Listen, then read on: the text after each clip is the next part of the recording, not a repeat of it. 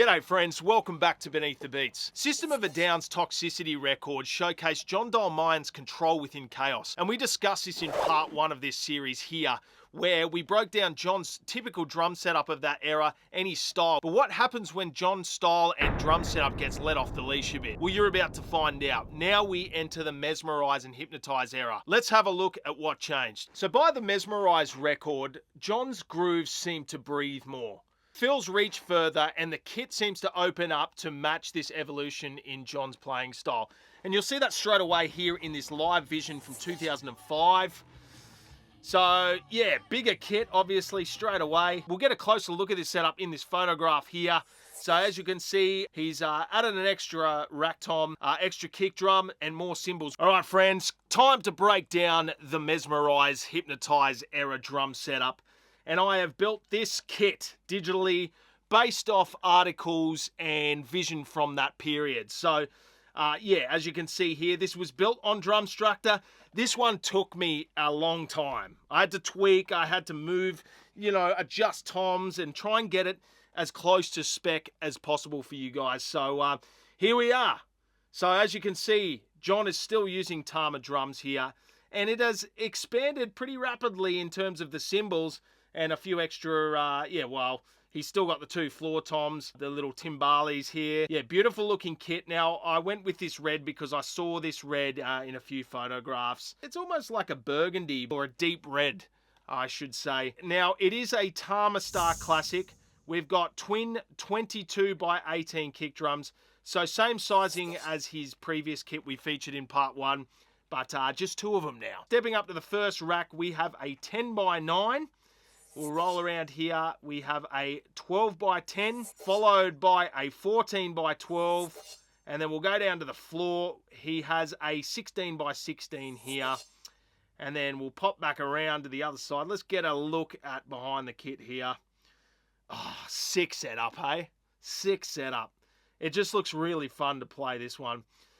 18 by 18 on his left side there. Now, he's still got these little drums here, which are timbales. They create a cutty sort of sound, high-pitched. You can tune them up and down. These derive from Latin percussion. Usually, they're a bit bigger, but these are a miniature size of those bigger timbale drums. We have here, well, I've put down a 6 by 4 and also an 8 by 4. Now, stepping down to a snare, he has a Tama bell brass, and this is a 14 by 6.5, as featured on the Toxicity setup. Now, cymbals. Things change a bit here with cymbals. As you can see, he has a lot more cymbals here in terms of the effects, right? And that goes back to what we were saying before, to allow for his sort of evolution in expression on the kit with these records. So, on the left side, we have a China to start. Now, this is a pretty big China cymbal. It is a 22 China cymbal. Let's zoom in here. And that would be loud as too. Down here, we have Signature Series medium hi-hats. Now, these specs were based off a Modern Drummer article that I read. Shout out to Modern Drummer again. Up here, we have an 18 Signature Power Crash. And we go down here to a little splash cymbal underneath. Oh, this is quite hard to navigate at times. Now let's roll around to get a closer look at this 8-inch cymbal here, which is an 8-inch splash cymbal. So that starts his effects. This one here in the middle is a 20 full crash. So signature model full crash there. And we'll go around here to another splash being a 10-inch. So he's got the 8 and 10 here, and then we'll step up here. This is another 18 crash, but instead of the power crash, we have a 18 signature full crash here. So different dynamic.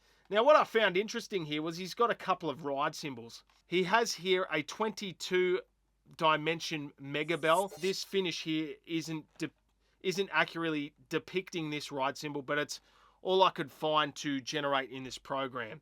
But the actual spec was a 22 medium mega bell ride. So that brings a pretty beastly dynamic to his cymbal range there. Stepping up here, we have an 18 heavy China on top of a 22 dimension power crash. So yeah, he went full send on the effects cymbals here, which you do hear him playing live in this era and on the records too. Now this other ride cymbal down here is a 24 2002 ride cymbal. It's a quite heavy cymbal, so you're going to get a lot of that that ping from this cymbal, which definitely cuts through too. Over here we have another couple of bell chimes. So the 6 and the 8. So he did use bell chimes on his previous setup with Toxicity. And I got to say, this kit looks fun as to play. I'd spend hours on this thing. A lot of different dynamics. And I just reckon it would really just expand the rhythmic expression in your brain, having this much to play with. So in terms of the drum heads, in this era, it seemed like he used Evans drum heads. So Evans G2s, which are also double ply, coated heads being his preference on the toms here mainly. G1 maybe on the timbales because it's a thinner head and that would make sense for that more cutty high-pitched sound. And on the kick drums, Evan EMADs. Snare, most likely Evans G2, but I did read there was another, I think it was called a Rock AF, Rock as I don't know if that drum head still exists from Evans, but sensing that's a thicker ply drum head too to take a pounding. All Tama hardware, Iron Cobra pedals, and I've got to say I'm pretty proud of this build. If you want to check out and interact with my Drumstructor build here, you can do so in the link. Rightio, friends, that rounds out part 2 of the John Dolmayan System of a Down errors. We had Toxicity in part 1. We had Mesmerize and Hypnotize in part 2. Now, which one do you guys prefer? Which setup speaks to you more? Is it the Toxicity setup? Is it the Mesmerize setup? Would love to hear it in the comments, guys. And feel free to add to the conversation. If you got anything out of this video, guys, feel free to like and subscribe and come hang out in the next video. Until then, take care and rock on.